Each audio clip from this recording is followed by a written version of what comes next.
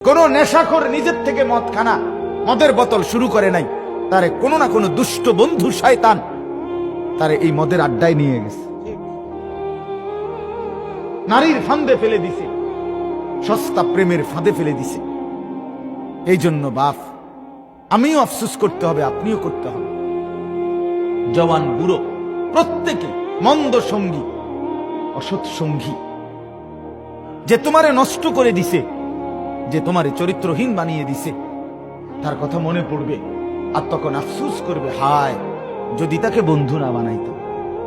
আহা তুই কি করলি আমার, আহা তুই কি করলি। মাদক দ্রব্য খাচ্ছে মুসলিমরাই, সে জানে না একবার মাদক দ্রব্য সেবন করলে 40 দিন নামাজ কবুল হয় না।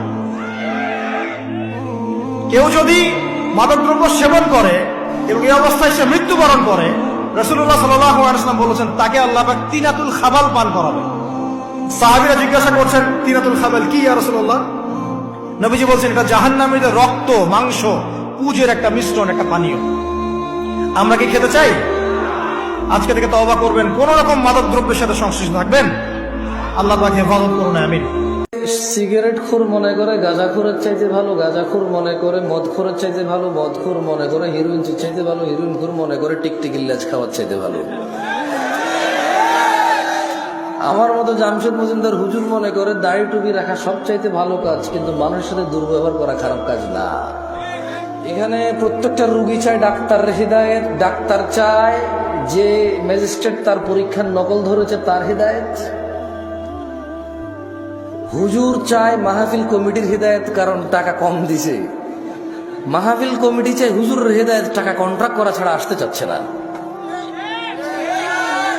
কেউ নিজের হিদায়েত চায় না, প্রত্যেক ব্যক্তি অন্যের হিদায়েত নিয়ে এখানে ব্যস্ত।